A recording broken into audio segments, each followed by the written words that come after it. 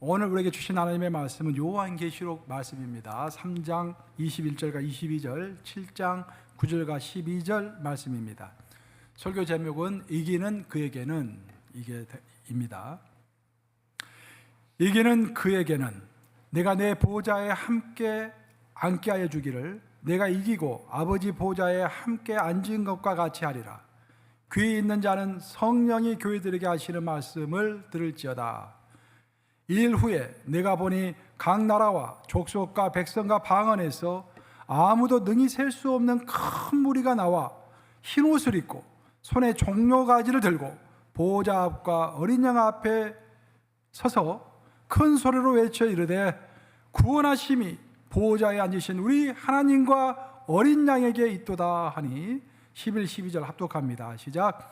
모든 천사가 보호자와 장로들과 내 생물의 주위에 서 있다가 보호자 앞에 엎드려 얼굴을 대고 하나님께 경배하여 이르되 아멘. 찬송과 영광과 지혜와 감사와 존귀와 권능과 힘이 우리 하나님께 세세토록 있을지어다. 아멘 하더라. 살아계신 하나님의 말씀입니다. 요즘 우리 교회는 이제 요한계시록 매일 새벽마다 이렇게 한 절 한 절씩 보면서 요한계시록에 집중하고 있습니다. 왜냐하면 이제 마지막 시대가 되었기 때문입니다. 근데 요한계시록은 이제 여러 가지 이제 메시지가 있는데 가장 대표적인 메시지는 두 가지라고 보시면 됩니다. 하나는 아무리 어려운 큰 환난이 올지라도 하나님이 함께 하신다라는 것입니다.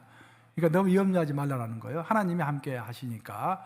어제도 우리가 함께 살펴봤지만 요한계시록 7장을 보면은 7년 대환난을 겪는 성도들에게 하나님께서 인을 쳐주시는, 하나님의 인을 쳐주시는 장면이 나오죠. 하나님의 인이라는 것은 이 사람은 내 것이다 라는 그런 이야기예요. 내 것이니까 사탄 너 함부로 건들지 마 라고 말씀하시는 것입니다. 그것이 첫 번째 주제라고 한다면 요한계시록의 가장 더 중요한 두 번째 주제는 뭐냐면 이기는 자가 되라라는 것입니다. 오늘 본문에 나온 것처럼 어떤 환난과 어려운 가운데 있다고 할지라도 그것을 끝까지 견디고 인내하는 자에게 내가 면류관을 주리라 라는 것이 요한계시록 처음부터 마지막까지의 큰 줄기의 결론인 것입니다. 오늘의 본문인 요한계시록 7장은 크게 두 파트로 구성이 되는데, 요한계시록 7장은 땅에서 어떤 일이 벌어지고 있는가를 설명하고 있는 반면에 요한계시록 7장의 후반부는 하늘에서 어떤 일이 벌어지고 있는가를 설명하고 있습니다. 이 땅에서는 7년 대환란이 일어나가지고 큰 환란 가운데서 땅에 있는 성도들이 많은 고난과 고통 가운데 있습니다. 그래도 끝까지 믿음을 지키려고 영적 전투를 벌이고 있는 것입니다. 그런데 놀랍게도 바로 그 순간에 하늘에서는 하얀 옷, 원래 제가 오늘 하얀 옷 입었네요. 그러니까 이런 하얀 옷을 입고 손에 종려가지를 들고서 하나님을 찬양하는 셀 수 없는 수많은 큰 무리가 요한계시록 후반부에서 설명되고 있는 것입니다. 성경에서 흰옷은 항상 구원을 상징합니다. 착한 행실과 구원을 상징하는 것이고, 성경에서 종려나무는 종려가지는 뭘 상징합니까? 승리를 상징하는 거예요. 예수님께서 예루살렘의 마지막 고난중간에 입성하실 때 종려가지를 가지고 사람들이 흔들었죠. 호산나 호산나, 승리했다 그런 말이죠. 이로써 우리가 알 수 있는 것은 뭐냐면은 7년대 환란 기간 동안에도 하늘에서는 흰옷을 입고 손에 종려가지를 든 자들이 하나님을 찬양하고 있는데, 그 자들은 영적 전투에서 승리한 자들이다라는 것입니다. 이로써 우리가 결론적으로 알 수 있는 것은 전투와 안식은 항상 같이 가는 것이다라는 거예요. 우리가 하늘에서 안식을 얻기를 진실로 소망한다면은 반드시 땅에서의 영적 전투를 겪어내야 한다라는 것입니다. 우리가 부활의 즐거움에 참여하려면은 고난 중간에 또 40일 또 고난일을 또 우리가 겪는 것이 필요하지 않습니까?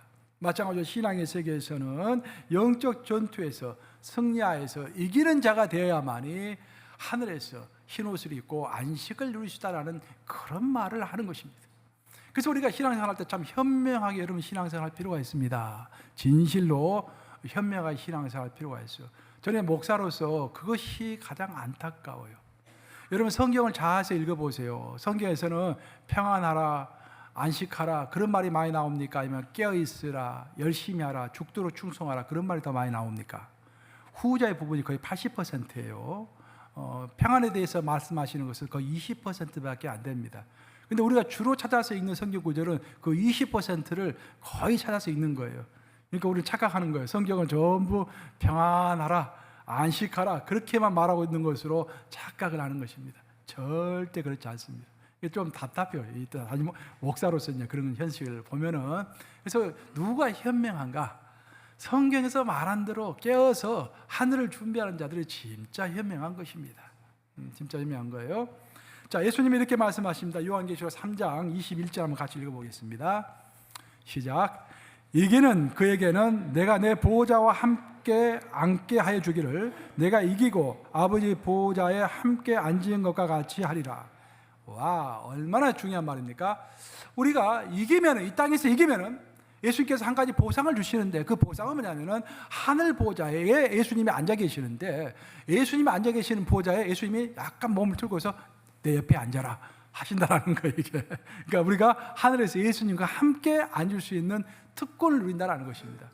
이거 굉장한 말입니다, 여러분. 이건 하늘 보좌에 우리가, 아니 여기 대통령의 의자도 같이 못 앉는데 우리가 어떻게 하늘 보좌에, 예수님 보좌에 우리가 함께 앉을 수 있겠습니까? 근데 이기는 자에게는 그런 특권을 주신다라는 거예요. 성경에서 보좌는 항상 통치를 상징합니다. 왕이 보좌에 앉아가지고 통치하자, 전 나라를 통치하잖아요. 마찬가지로 우리 하나님은 하늘 보좌에 앉으셔가지고 전 세계를 통치하시는 거예요. 전 우주를 통치하시는 것입니다. 그래서 우리가 하늘 보좌에 예수님과 함께 앉았다라는 것은 예수님과 함께 온 우주를 통치할 거라라는 것입니다. 근데 모두가 다 그러는 것이 아니라, 구원받았다고 해서 그런 것이 아니라 이기는 자만이 예수님의 보호자에 함께 앉아서 온 우주를 통치하게 된다, 그런 말이에요. 그래서 요한계시록 2장 26절은 이렇게 이야기합니다. 요한계시록 2장 26절 한번 같이 보겠습니다. 읽습니다. 시작. 이기는 자와 끝까지 내 일을 지키는 그에게 만국을 다스리는 권세를 주리니. 야, 만국을 다스리는 권세는 누구에게 준 겁니까? 끝까지 견디는 자에게, 끝까지 승리하는 자에게, 끝까지 이기는 자에게 만국을 다스리는 권세를 주신다라는 거예요. 아, 목사님, 저는 그냥 뒤로 가나 앞으로 가나 구원만 받으면 돼요. 아, 그 이상 너무 지금 그렇게 이야기하지만 막상 천국 가보세요. 아, 그때 좀 더 열심히 할 걸. 얼마나 우리가 후회하겠어요, 그렇죠? 그래서 미리 알고 미리 예견하고 준비하고 살아가는 자가 현명한 자일 줄로 믿습니다. 결국 결론은, 요한계시록의 결론은 이기는 자가 되라는 거예요. 이기는 자가. 예시는 목사님, 아유, 딱 눈에 보니까 예시는 목사님 보이네. 이기는 자가 되셔야 합니다. 그럼 이기는 자가 되려면 우리가 어떻게 해야 할까요? 오늘 이기는 자가 되기 위해서는 우리가 어떻게 할까? 이제 그것을 함께 나누고 싶은 것입니다. 오늘 크게 세 가지를 나눌 건데, 이기는 자가 되기 위해서는 성경 말씀에 따르면 첫 번째, 높은 곳에 올라가는 자가 되어야 한다는 것입니다. 한번 따라서 해보겠습니다. 이기는 자가 되기 위해서는 높은 곳에 올라가야 한다. 인류의 역사를 읽어보면 20세기 초반에 유럽의 열강들은 이제 산업혁명을 겪고 나서 물건들이 이제 자꾸 재고가 쌓이니까 그 물건들을 팔아야 할 거 아니에요. 그래서 시장을 개척하기 위해서 아프리카와 아시아의 국가들을 침략하기 시작합니다. 그래서 많은 식민지를 만든 거예요. 근데 식민지를 만들어 놓은 유럽 열강들의 고민이 뭐였냐면은, 어떻게 하면 그 거대한 땅덩어리, 그 많은 인구들이 자기들에게 복종할 수 있도록, 그렇게 반항을 하지 않고 복종할 수 있도록 만들 수 있을까? 그걸 많이 고민했던 것입니다. 그래서 그들은 식민지의 문화를 없애보기도 하고, 문자를 없애보기도 하고, 이름을 개명해 보기도 하고, 여러 가지 방법을 사용했습니다. 유럽의 열강 중에 하나가, 대표적인 열강인 네덜란드죠. 네덜란드 아시다시피 조그만 나라 아닙니까? 근데 그 조그만 나라가, 제가 옛날에 설교 한번 한 것 같은데 100년을 지배했습니다. 전 세계를 100년을 지배해서, 그 조그만 나라. 왜 그런지 아세요? 네덜란드는 순수하게 켈빈 신앙주의자들이 모여가지고 만든 나라 아닙니까? 개혁 신앙주의자들이 만들어가지고 철저하게 신앙 위주의 나라입니다. 네덜란드는. 그 믿음으로 서니까 하나님께서 그 조그만 나라를요, 전 세계를 100년간 지배하게 만드셨어요. 놀랍죠. 예. 여러분들이 좋아하시는 주식 시장도 거기서 제일 처음에 나온 거예요. 네덜란드에서. 주식 거래소가 나스닥이라든지 뭐 같은 그 미국에서 이제 이야기인데, 원래는 그 처음에 네덜란드에서 주식이라는 것이 나온 것입니다. 동인도 회사 주식을 처음으로 발행을 했죠. 근데 그 네덜란드가 하나님의 또 여기에 힘을 받아서 인도네시아를 점령을 했어요. 그 땅덩어리 규모로 보면은 인도네시아가 네덜란드의 100배가 넘습니다. 땅덩어리가. 그 조그만 나라가 100배가 넘는 땅덩어리를 통치하려고 하니까 얼마나 고민이 많았겠어요. 그래서 연구를 합니다. 어떻게 하면 이 나라를 잘 다스릴 수 있을까? 그러다가 그들이 집중한 것은 어린아이들을 교육하는 것에 대해서 집중을 한 것입니다. 여러분들 어린아이들을 교육시켜 놓으면요, 어린아이들을 공산당으로 교육시키면은 커서도 죽을 때까지 공산당입니다. 대부분 그런 확률이 높아요. 저도 보면은 제가 지금 50대인데 저하고 나이가 한 7, 8년만 차이 나도요, 이 세대 차이가 어느 정도 느껴져요. 어떤 세대 차이가 느껴지냐면은 다른 게 아니라, 저는 이 한국에서 공부할 때 어렸을 때 초등학교 다닐 때 나는 공산당이 싫어요. 이승만 어린이 기억하세요? 그런 걸 교육받았던 사람이에요. 저는 이제 철저하게 어렸을 때부터 이게 우리 세대는 다 그런 세대예요. 이게. 근데 저보다 한 7, 8년 후 세대는 전부 정교조 세대이기 때문에 또 다른 또 각도에서 이 교육을 받은 사람들이에요. 그래서 어떤 디베이트를 할 때 보면은 우리가 디베이트를 하려면 어떤 이론과 경제적인 이론, 경제 이론, 정치 이론, 사회 이론, 뭐 이론을 가지고 또 현실의 데이터를 가지고 이 논쟁을 해야 하잖아요. 그 논쟁을 하기 전에 벌써 감정부터가 다른 거예요. 이게 베이스가 이게. 그런 것들 참 많이 느낍니다. 그래서 어린아이들 교육하는 것이 얼마나 중요한지 그런 것들 생각하게 되는 거예요. 그런데 네덜란드도 똑같은 생각을 했다라는 거예요. 이 인도네시아, 이 거대한 나라가 우리에게 대항하지 못하도록 하기 위해서는 어린아이들을 세뇌해야 한다. 그래서 어린아이들이 호연제기를 가지지 못하도록, 큰 마음을 가지지 못하도록 어떤 명령을 내렸는데, 인도네시아의 초등학교에는 운동장을 뒷마당처럼 만들어라. 조그맣게 만든 거예요, 운동장을. 그 영향으로 인도네시아는 지금도 초등학교 운동장이 조그마하다고 그래요. 그래서 아이들이 어렸을 때 마음껏 뛰어놀지 못하게 하는 거예요. 그게 호연지기가 없는 것입니다. 마음이 좁은 것입니다.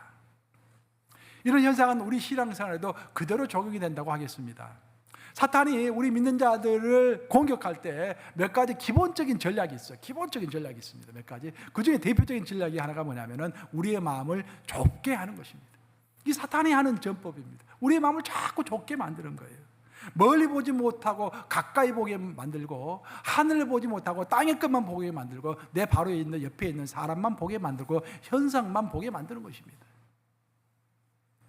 한때 중국에 신장 위구르 자치구역이라고 있죠. 그건 회교도들이 있는 곳, 이슬람 교도들이 있는 곳, 그 자치구인데 거기에서 어떤 벌어졌던 현상이 전 세계의 뉴스에 나왔습니다. 저도 그 뉴스를 보고 깜짝 놀랐는데, 그 뉴스를 보면 어떤 뉴스가 나왔냐면은 그 신장 자치구에서요, 까마귀 떼하고 독수리 떼가 패싸움을 벌인 거예요.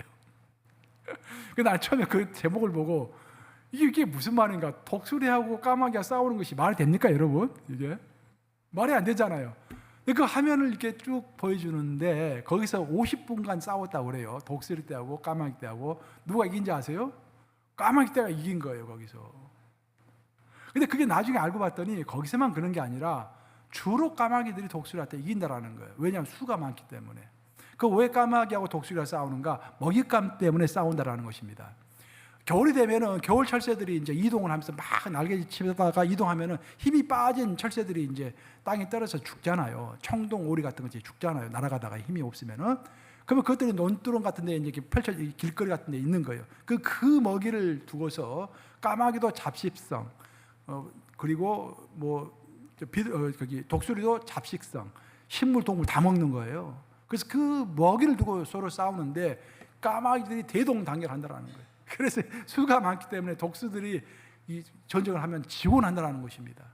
근데 그 가장 중요한 게 뭐냐면은, 저에게 인상적이었던 것은 뭐냐면은, 독수리가 이제 싸움을 하다가 영 안 되겠다 생각되고, 아니 그냥 이 땅을 전쟁을 이제 싸움을 포기하겠다 생각되면은요, 독수리가 도망하지 않는다는 겁니다. 독수리는 도망하지 않고 하늘 높이 올라가 버린다는 거예요. 그럼 하늘 높이 올라가 버리면 까마귀는 따라가다가 어느 정도까지는 오를 수 있는데 높이까지는 올라가지를 못하는 거예요. 독수리와 까마귀의 가장 근본적인 차이는 얼마만큼 높이 오를 수 있는가라는 것에 관해서 두 종류가 크게 갈라지는 것입니다. 독수리가 높이 올라가 버리면 까마귀는 따라올 수 없게 되는 것입니다. 저는 이것이 우리 크리스천들이 간직해야 할 아주 좋은 이미지라고 생각합니다. 한번 생각해 보세요. 독수리가 하늘 높이 올라가는 장면을 생각해 보세요. 그리고 까마귀가 나를 독수리를 쫓아가다가 아이고 더 이상 나는 못 올라가고 탁 내려오는 장면을 한번 생각해 보세요. 우리가 마음을 넓혀서 높이 날아가 버리면 되는 것입니다. 사탄은 우리의 마음을 자꾸 좁게 해서 하나님의 일을 제대로 하지 못하도록 인도하는데, 우리가 마음을 높이 넓혀가지고 높이 올라가 버리면 사탄도 틈을 탈 수가 없게 되는 것입니다. 아멘 하십니까 여러분? 아멘. 그렇죠? 출애굽한 이스라엘 백성들이 성경을 읽어보면 출애굽해가지고 제일 먼저 문제가 됐던 것은 마시는 물이었습니다. 그 다음 또 뭐가 문제됐습니까? 먹는 음식이 문제됐죠. 인간은 어디 가나 먹고 마시는 것이 문제가 됩니다. 그래서 마실 물이 없고 먹을 음식이 없으니까 하나님께 불평하면서 여러 가지 일들이 있었습니다. 그래서 하나님께서 마실 물도 주시고 만나를 내리셔가지고 먹을 음식까지 주셨어요. 그런데 그것은 하나님의 섭리였습니다. 거기까지 하나님께서 준비하신 다음에 그런 과정들을 겪으면서 하나님이 함께 하신다라는 것을 그들에게 가르쳐 주신 다음에야 그들에게 진짜 큰일이 벌어지는 거예요. 진짜 큰일은 뭐였다? 아말렉이 쳐들어왔다라는 것입니다. 하나님은 아말렉들이 쳐들어올 것을 미리 아시고 이스라엘 백성들을 준비시키신 것입니다. 가장 기본적인 걸 가지고 준비시킨 거예요. 그래서 이스라엘 백성들이 먹고 마시는 것 때문에 하나님을 체험한 상태에서 아말렉과 전쟁을 하게 됩니다. 땅에서는 큰 혼란이 벌어진 거예요. 막 우왕좌왕하고 엄청난 일들이 막 거기 말을 타고 쳐들어오니까 막 우왕좌왕했습니다. 그런 상태에서 모세는 각별히 여호수아를 불러가지고 무장하고 나가서 싸우라고 했습니다. 땅에서는 그렇게 혼란스럽고 급박한 광야에서 최초의 전쟁이 벌어진 것입니다.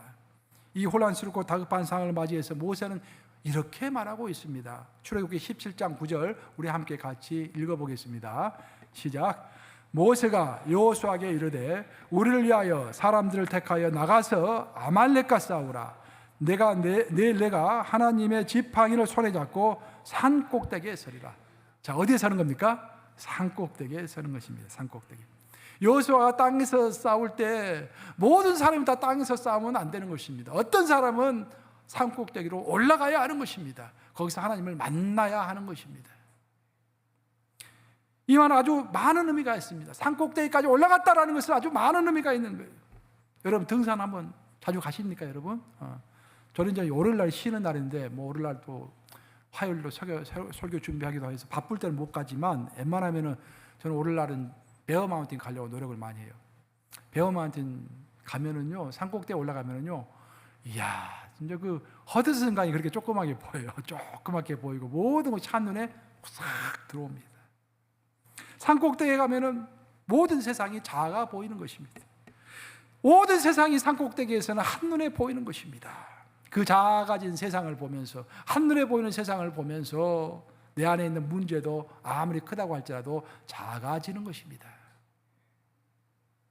무엇보다도 산꼭대기는 하나님과 가까이 있는 곳입니다. 상징적인 의미가 있는 것이죠. 그래서 모세는 하나님을 만나기 위해 산 꼭대기까지, 산 중턱이 아니라 산 꼭대기까지 올라갔다라고 성경은 소개하고 있습니다.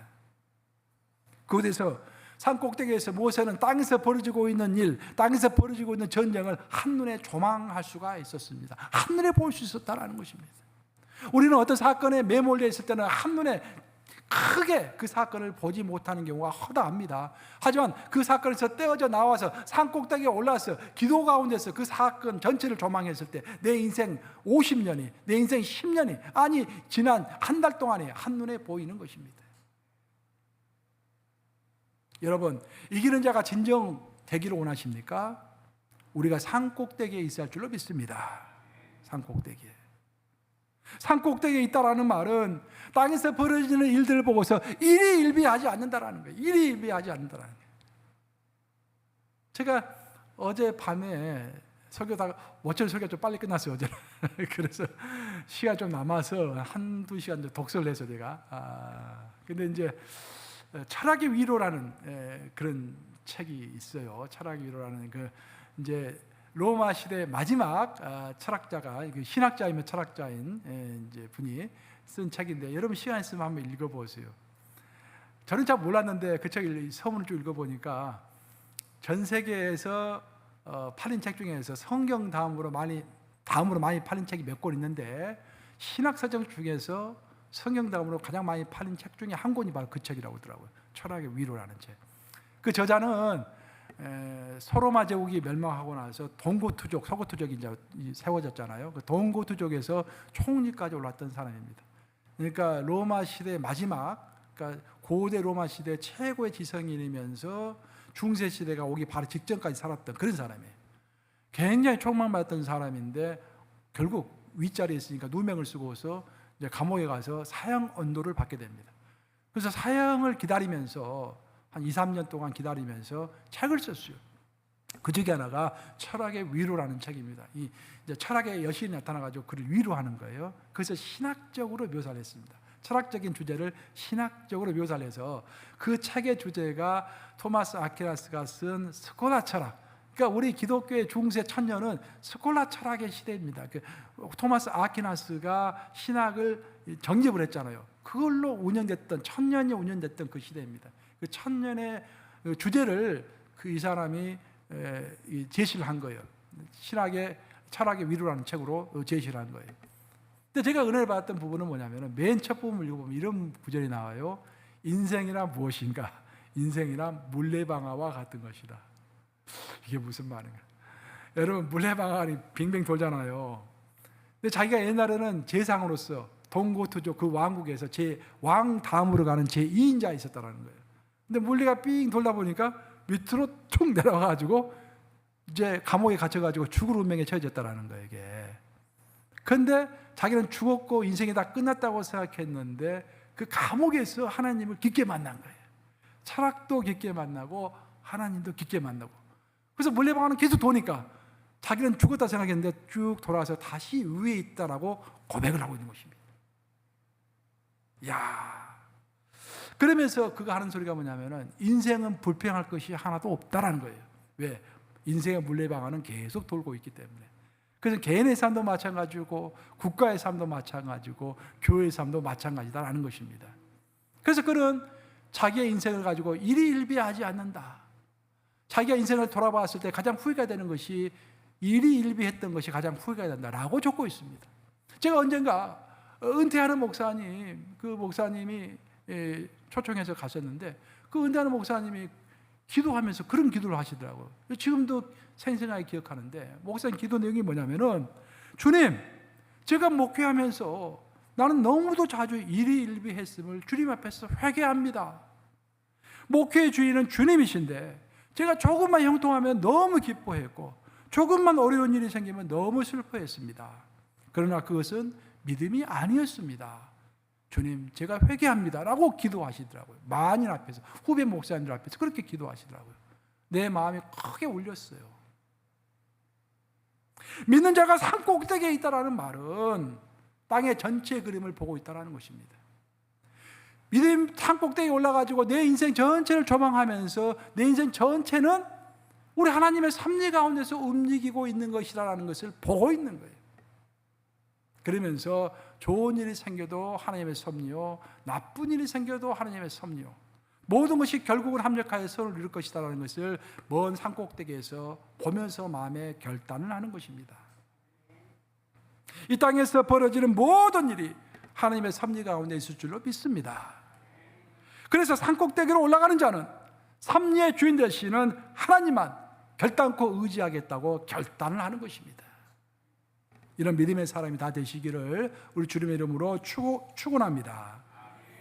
이기는 자가 되기 위해서는 산꼭대기에 서야 한다고 했습니다. 두 번째로 이기는 자가 되기 위해서 필요한 것은 우리 스스로를 너무 과신하지 않는 것입니다. 여러분, 이기는 자가 되려면 정말로 조심해야 할 것은요, 이기는 자의 가장 큰 적은 자기 자신입니다. 나를 너무 과신하면 지게 되어 있어요. 내 의견이 옳다고만 주장하면 그 사람은 반드시 지게 되어 있습니다. 이 세상에 100% 옳은 것도 없고 100% 틀린 것도 없습니다. 대부분이 적당히 80대 20이든지 30대 70이든지 그런 시기예요. 그런 시기에서 다른 사람들의 말에 귀를 기울여 봐야 되고, 특별히 하나님께서 어떻게 생각하시는가, 그것이 정답인 것입니다. 내가 어떻게 생각하는가, 그것은 정답이 될 수가 없는 거예요. 오늘날의 시대는 자기가 긍정을 과잉하는 시대입니다. 너무도 긍정을 강조하는 시대예요. 그 긍정이 뭡니까? 나는 뭐든지 할 수 있다. I can do it. 나이키 신발 팔 때 하는 거 아닙니까? 그 나이키 정신이라고 그러잖아요. I can do it. 나는 뭐든지 할 수 있다. 너무도 긍정이 충만한 시대입니다. 하지만 여러분, 그것은 절대적으로 성경적인 생각이 아닙니다. 성경은 뭐라 합니까? 내가 다 할 수 있다. I can do it. 절대 그렇게 말하지 않아요. 내가 능력 주시는 자 안에서 내가 모든 것을 할 수 있다. 항상 하나님 안에서 내가 모든 것을 할 수 있는 것입니다. 그래서 진짜로 내가 지지 않고 사탄에게 지지 않고 끝까지 승리하기 위해서는 내 자신을 너무 자만하게 과신하면 안 된다는 것입니다. 요한일서 5장 4절 말씀 한번 같이 읽어보겠습니다. 시작. 무릇 하나님께로부터 난 자마다 세상을 이기느니라. 세상을 이기는 승리는 이것이니 우리의 믿음이니라. 우리에게 승리를 가져다 주는 것은 뭡니까? 믿음만이 승리를 가져다 주는 거예요. 여러분 능력이 어떻든지, 여러분 노력이 어떻든지, 물론 능력과 노력이 많으면 많을수록 좋죠. 절대 나쁜 것은 아닙니다. 하지만 그것은 충분 조건이에요. 필요 조건이 아니에요. 필요 조건은 믿음이다라는 것입니다. 믿음이 있고 나서 그 다음 노력이 있어야 한다는 거예요. 믿음이 있고 나서 그 다음 능력이 있어야 한다는 거예요. 예? 능력과 노력만 있고 믿음이 없으면 안 된다는 거예요. 우리에게 승리를 주시는 것은 결국 우리의 믿음인 것입니다. 이 말을 바꿔서 말하면은 우리가 아무리 능력이 덜하다고 할지라도, 아무리 우리가 노력을 덜게 한다고 할지라도, 진짜로 믿음이 있다고 한다면은 그 믿음 보시고 주님께서 우리에게 승리를 주실 수 있다라는 것입니다. 그래서 내가 얼마나 능력을 가지고 있는가라는 것보다도 훨씬 더 중요한 것은 내가 얼마나 하나님을 의지하고 있는가, 그것이 너무도 중요한 것입니다. 우리 하나님의 성품은 그런 성품이세요. 하나님과 자꾸 우리가 상의하는 것을 좋아하십니다. 여러분들 자녀가 전화해가지고 이것저것 상의하면 좋습니까? 나쁩니까? 저는 어떨 때는 좋고 어떨 때는 나빠요.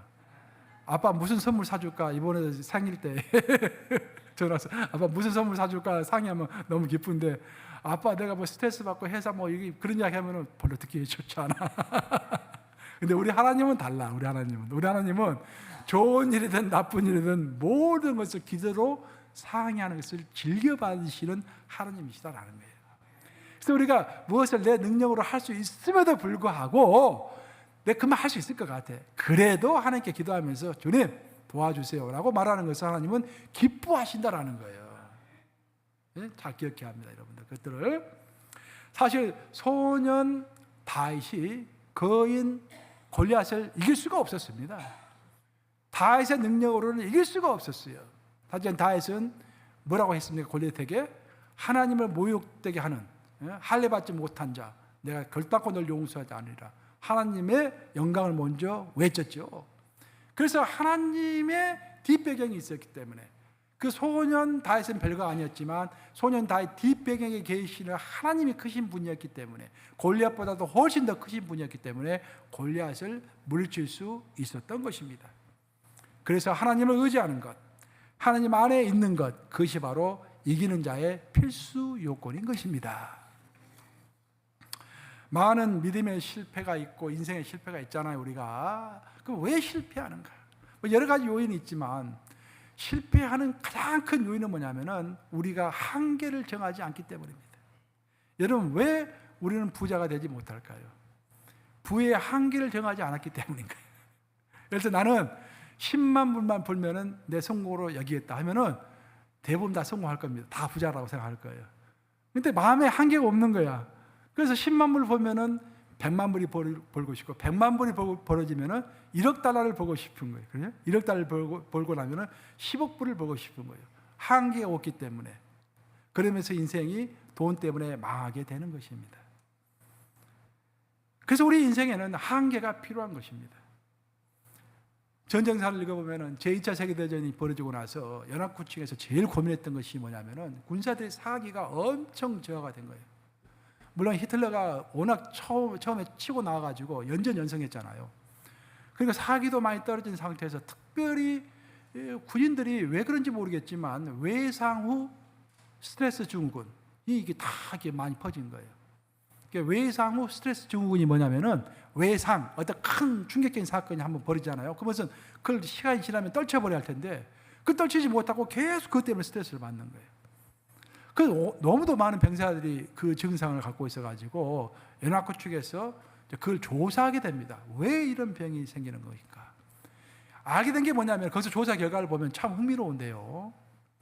군인들이 전쟁을 하면서 제일 힘든 것은 총을 쏘고 전쟁을 하는 게 힘든 것이 아니라 이 전쟁이 언제 끝날 줄 모른다라는 것에 가장 큰 스트레스가 있는 것입니다. 아무리 전쟁이 힘든다고 할지라도 이 전쟁은 1년 후에 딱 끝난다 하면은 그 날짜만 바라보면서 열심히 하면 되잖아요. 제가 군대에 있을 때 우리 항상 그런 소리 했잖아요. 아무리 힘들어도 국방부 시계는 돌아간다. 나 2년 6개월 있으면은 나 제대한다. 그거 있으니까 그것만 바라보면서 참고 가는 거예요. 근데 제2차 전쟁을 치르고 있는 병사들은 이 전쟁이 언제 끝난다는 보장이 없는 것입니다. 그러니까 그 전쟁에서 빠져나올 수 있는 게 딱 두 가지밖에 없었던 거예요. 하나는 자기가 죽든지 송장이 돼서 나오든지, 하나는 크게 부상당해가지고 불구자가 되든지, 둘 중 하나밖에 없는 거예요. 그러니 어째 의욕이 나겠습니까? 그 연구 결과를 토대로 해가지고요, 미국이 베트남하고 전쟁을 할 때 획기적인 방책을 세웠습니다. 그래서 뭐냐면요, 미 해병대는 395일, 그리고 미 육군은 365일, 해병대가 한 달 더 길어요. 예외 없이 딱 그 기간이 지나면 전방에 있는 군사들은 무조건 후방으로 빼는 거예요. 그래서 휴가도 보내고 충분하게 휴식을 취하도록 하는 것입니다. 그러니까 그 정책이 시행된 다음부터 병사들은 야, 아무리 힘들어도 내가 2달만 견디면은 저기 하와이 와이키키 해변에 가가지고 내가 즐길 수 있다 라고 믿으니까 열심히 견딜 수가 있는 것입니다. 이렇게 어떤 한계를 정하는 것, 근무의 한계, 노력의 한계에 대한 약속이 있을 때 병사들의 외상 후 스트레스 증후군의 증세가 눈에 띄게 줄어들었던 것입니다. 이것은 우리 신앙생활과 인생에도 그대로 적용이 됩니다. 우리가 살아가는 이 시대의 경쟁이 얼마나 치열합니까, 여러분? 이 땅에서, 이 경쟁이 치열한 이 땅에서 우리가 이기는 영적인 사람으로 살아가기 위해서는 반드시 한계를 정해야 합니다. 나는 내 부의 한계를 여러분 스스로 정하셔야 돼요. 눈 감고 생각해 보세요. 내가 얼마만큼 부를 이루어야만이 나는 만족할 것인가 한번 생각해 보세요. 그리고 여러분의 명예도 한계를 정해야 합니다. 정하지 않으면 계속 질투하게 되고 끝없이 더 높은 자를 향하여 올라가게 되어 있습니다. 올라가다가 불나방처럼 불에 타서 죽게 되는 것입니다, 여러분. 역사가 고증하는 거예요, 전부 다. 여러분의 어떤 욕심의 한계도 딱 정하셔야 합니다. 내가 이 정도까지만 욕심을 내겠다. 그리하여 육의 사람이 갖는 욕심에서 해방되어서 정말로 자유를 얻고 그 자유 속에서 하나님을 마음껏 섬기고 승리하는 여러분 되시기를 우리 주님의 이름으로 축원합니다. 이제까지 저는 두 가지를 하겠습니다. 첫째는 이기는 자가 되기 위하여 높은 곳에 올라가야 한다. 두 번째, 이기는 자가 되기 위하여 한계를 정하고 하나님을 의지하는 자가 되어야 한다. 마지막 세 번째로는 우리가 익히 알고 있는 사실인데 인내함으로 끝까지 견뎌야 한다라는 것입니다. 오늘 본문 말씀인 7장 9절 한번 같이 읽어보도록 하겠습니다. 요한계시록 7장 9절 시작. 일 후에 내가 보니 각 나라와 족속과 백성과 방언에서 아무도 능히 셀 수 없는 큰 무리가 나와 흰옷을 입고 손에 종려가지를 들고 보호자 앞과 어린 양 앞에 서서라고 되어 있습니다. 아까 제가 말씀드린 것처럼 이들은 종려가지를 들고 있는 것으로 봐서 땅에서의 전투에서 승리한 자들입니다. 그럼 땅에서 전투에서 승리했다라는 말이 무엇인가? 요한계시록을 자세히 읽어보면 땅에서 승리했다라는 말은 끝까지 자기의 믿음을 지키면서 하나님께서 각자에게 주신, 크든지 작든지 각자에게 주신 어떤 사명이 있는데 그 사명을 끝까지 완수했다라는 것입니다. 그 사명에서 끝까지 물러서지 않았다라고 하는 것입니다. 근데 사탄은 우리를 자꾸 방해하죠. 야, 그거 하찮은 일 그만둬. 또 사람들은 우리를 막 모함합니다. 열심히 하면은 뭐 그렇게까지 열심히 할 필요 있냐고 막 따라주지도 않고 그런 경우도 있고, 그렇죠? 더 문제는 내 자신입니다. 내 자신이 그걸 용납하지 못해요. 이렇게까지 열심히 할 필요가 있나? 내 자신이 게을러지고 싶어하는 거예요. 모든 인간 똑같습니다. 저도 그렇고 여러분도 그렇고 좀 편안하게 좀 쉬고 싶잖아요. 좀 게을러지고 싶은 마음이 많습니다. 그래서 사도 바울이 누누이 말하잖아요. 게으르지 말라고. 자문에서도 게으르지 말라고 이야기하고. 그런 많은 방해 요소가 있음에도 불구하고 하나님께서 나에게 주신 사명을 잃지 않고 잊어버리지 않고 끝까지 견디고 붙잡는 자, 그들에게 종려가지를 주신다라는 그런 말씀입니다. 마태복음 10장 22절과 요한계시록 2장 26절, 고린도전서 1장 8절을 제가 함께 묶어놨습니다. 한번 같이 읽어보겠습니다. 시작. 또 너희가 내 이름으로 말미암아 모든 사람에게 미움을 받을 것이나 끝까지 견디는 자는 구원을 얻으리라. 이기는 자와 끝까지 내 일을 지키는 그에게 만국을 다스리는 권세를 주리니 주께서 너희를 우리 주 예수 그리스도의 날에 책망할 것이 없는 자로 끝까지 경고하게 하시리라. 와우. 여기는 세 가지 끝까지 나오는데 처음에 두 가지 끝까지는 내가 믿는 자가 끝까지 가는 거예요. 근데 마지막 세 번째로 나오는 끝까지는 다른 끝까지입니다. 예수님이 절대로 포기하지 않고 끝까지 우리를 지켜주신다라는 거예요. 할렐루야. 첫 번째, 두 번째 말씀은 얼마나 힘들겠어요, 우리가. 근데 세 번째, 우리에게 끝까지 가라고 하시면서 동시에 예수님도 너희를 끝까지 버리지 않고 도와주셔서 그 마지막 심판의 날에 온전히 설 수 있도록 너를 도와주시리라 말씀하시는 것입니다. 얼마나 큰 위로가 됩니까? 어찌됐든 하나님의 도움을 받아서 끝까지 우리가 사명을 붙들고 가야 하는 것입니다. 그래야 면류관이 우리 것이 되는 것입니다. 유럽사를 읽어보면 그런 이야기가 나오잖아요. 11세기 때 영국의 성군이라고 하는 헨리 3세가 정치를 잘했지 않습니까? 영국의 헨리 3세가 정치를 잘했어요. 정치를 잘한다는 말은요, 고민을 많이 했다는 그런 말입니다. 고민을 많이 할 수밖에 없잖아요. 정치를 잘 하려면은. 그래서 너무 고민을 많이 하다 보니까 스트레스를 받아가지고 왕의 자리에서 물러나고 싶었어요. 스트레스 받았고 있는데 한 번에 이제 수도원을 시찰하러 갔다가 수도사를 보니까 너무 부러운 거야. 수도사들은 하루 종일 성경 읽고 하루 종일 기도하고 또 잠깐 시간 내가지고 노동하고, 나도 저런 삶을 좀 살면 좋겠다 해가지고 용기를 내가지고 수도 원장을 찾아갔습니다. 내가 왕의 자리를 내려놓고 수도사가 되고 싶습니다. 저를 받아주시오 라고 말합니다. 그랬더니 수도사가 이제 수도 원장이 당황해가지고 좀 생각을 하다가 물어봅니다. 수도원에는 진짜로 중요한 핵심의 어떤 규칙이 있는데 그 규칙을 지킬 수 있겠습니까? 그 규칙을 지킨다면은 내가 받아들이겠습니다. 그게 뭐요? 수도원에서 생명처럼 여기는 규칙은 순종입니다.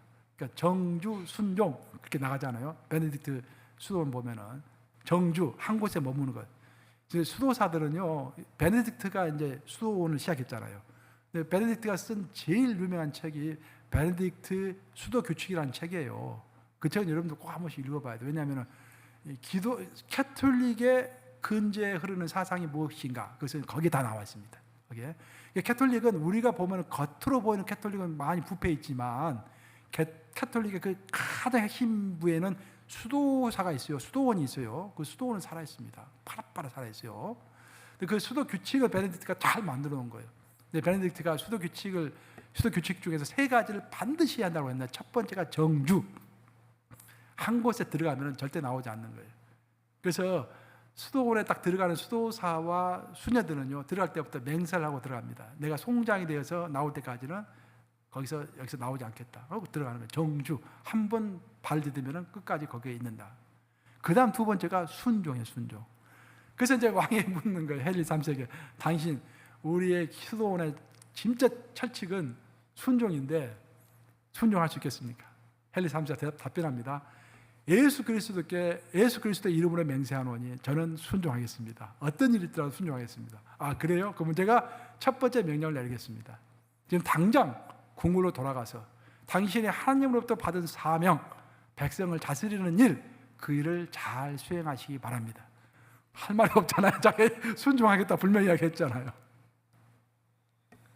여러분, 결국 하늘에서 인정하는 이기는 자, 하늘이 인정하는 승리하는 자가 어떻게 될 것인가? 어떻게 우리가 이기는 자가 될 것인가?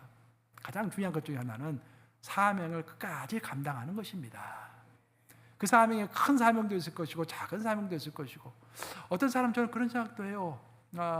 이제 보면은 제가 목회하면서 여러 사람들 만나는데 어떤 사람들은요, 저 목회 소년병 시절에 아주 훌륭하신 분이 계셨어요. 그 믿음이 아주 훌륭하세요. 그리고 뭐 인격도 훌륭하시고 재력도 아주 대단하시고, 그래서 내 목회도 많이 도움을 주시고 개인적으로 도움을 많이 주셨던 그런 분이신데, 그분이 아픔이 하나가 있어요.